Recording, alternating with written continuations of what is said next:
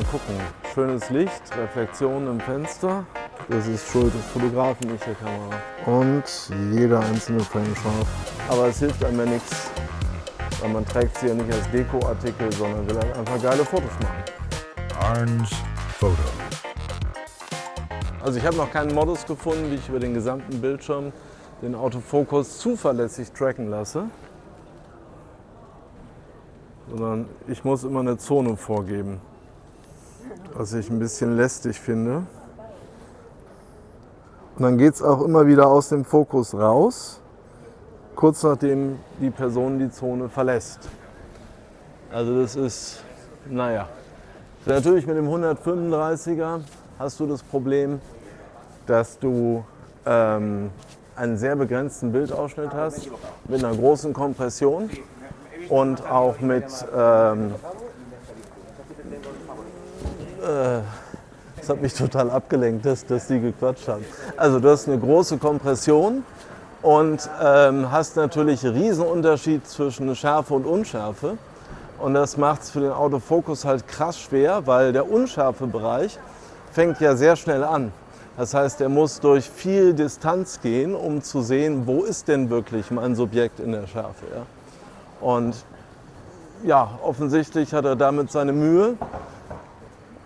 Wobei ich vermute, dass die Sony sich da signifikant besser schlagen wird, als die Leica das jetzt mit dem Sigma-Objektiv in Kombination macht.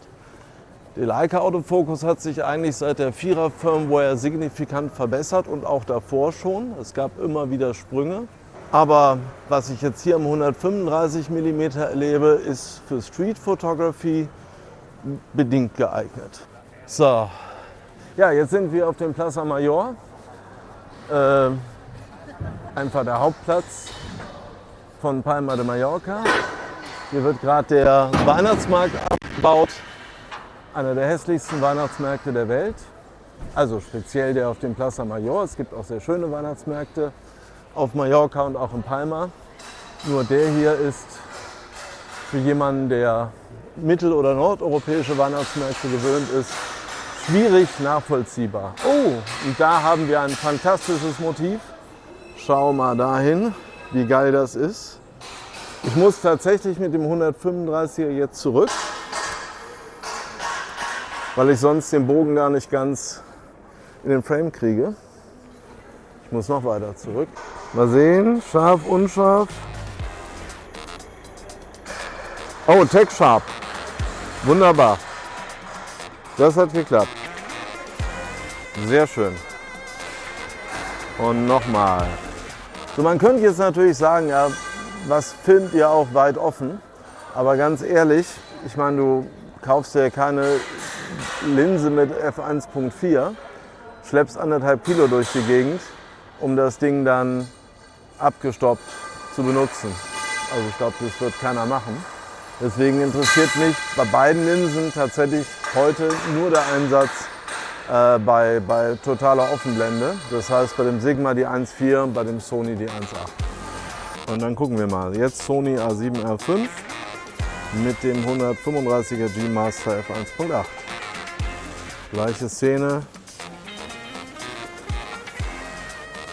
Ja, da hat er nicht gegriffen, weil er aber tatsächlich einfach auf eine andere Person fokussiert hat, was natürlich legitim ist. Kann man ihm jetzt nicht vorwerfen. Da muss man dann halt tatsächlich eine Zone vorwählen oder nicht, sonst habe ich hier jetzt Focus Area komplett wide. Das heißt, er versucht auf alles zu fokussieren, was irgendwie in den Frame kommt. Und macht das auch gut. Aber das war ja die befürchtete Erwartung, dass wir da bei Sony klar kein Defizit haben werden. Und dass da der erstaunlich große Nachteil des Sigmas ist.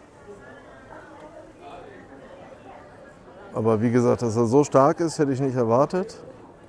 Ich hätte gedacht, da ist ein Unterschied, aber er ist nicht so ausgeprägt. Und ich erkenne auch keine Systematik, wo man sagen kann, okay, solche Shots gehen eben nicht, andere gehen. So, mal gucken. Ja, Tech Sharp. Punkt Da gibt es nichts. Falscher Moment, aber das ist Schuld des Fotografen, nicht der Kamera. Dann probieren wir nochmal die Szene von vorhin.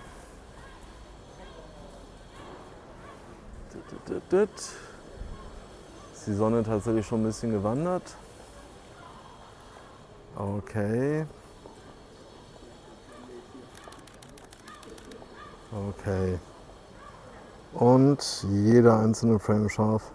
Ja, das klappt gut. Ich finde für Street diese Geschwindigkeit, die Snappiness ist schon ein riesen Vorteil, weil du einfach spontan was siehst, drehst dich hin, framest, drückst ab und hast im Kasten.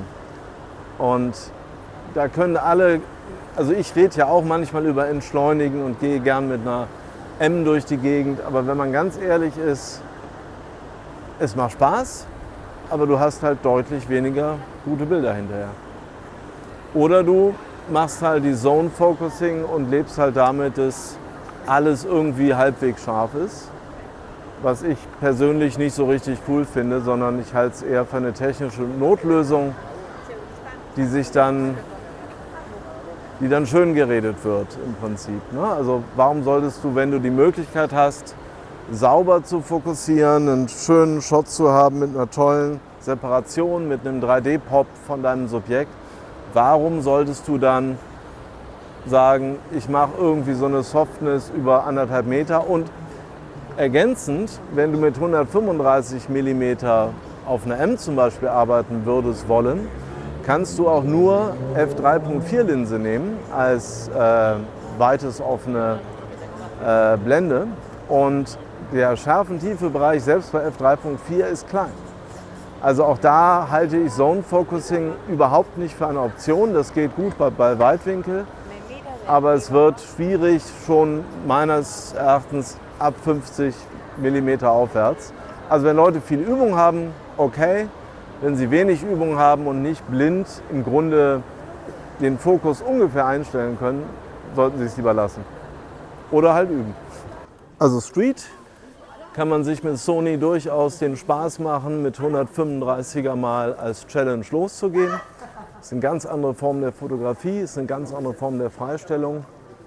Erfordert ein bisschen Umgewöhnung, macht aber riesig Spaß, weil am Ende nicht die Kamera der limitierende Faktor ist.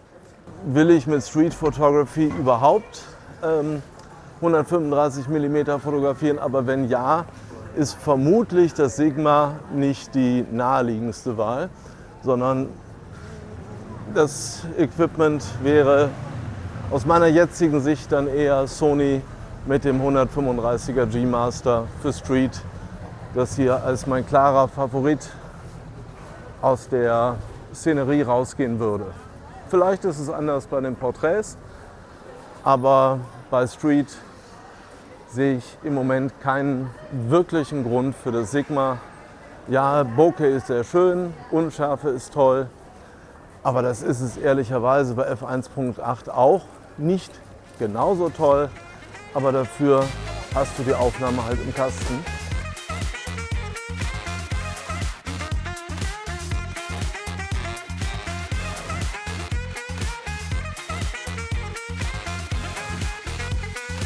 Das war scharf, es ist aber sehr scharf. Ich wollte gerade sagen, das ist ja brutal scharf. Ja, aber das Schöne ist halt, dass ich nicht so viel an der Haut editieren muss. Weil die ist halt unscharf. Der größte Teil der Haut ist unscharf. Autofokus weiter die Sony deutlich zuverlässiger, aber es reicht hier aus. Also es ist für Porträtshooting ist das völlig okay. Beide Linsen mit Gegenlicht überhaupt kein Problem, funktionieren echt gut. Also für Porträts finde ich schon, dass die Leica mit dem 1.4er einen sehr, sehr coolen Look macht. Also der ist schon toll. Für Street würde ich weiterhin sagen, gibt es gar keine Diskussion. Klar, die Sony. Aber wenn man High-End-Porträts machen will und diese maximale Freistellung mag, dann macht das Sigma schon Sinn. Also es ist schon ein wirklich geiles Spezialobjektiv. Ne? Mach mal den Kopf ein bisschen runter. Also du fängst ja immer irgendwann an zu zittern. Und das passiert hier eher mit der Leica, aber ich finde es nicht so dramatisch. Also ich meine, so eine Portrait-Session ist ja in der Regel nicht länger als eine Stunde. Und da ist ja schon okay, also das geht. Also auch das ist ja, auch die Sony ist jetzt ja keine ultraleichte Linse. Ne? Also man muss da ein bisschen die Kirche im Dorf lassen. Wir vergleichen ja zwei Brummer und der eine ist halt nochmal viel brummriger. Komm mal ein bisschen näher hier hin.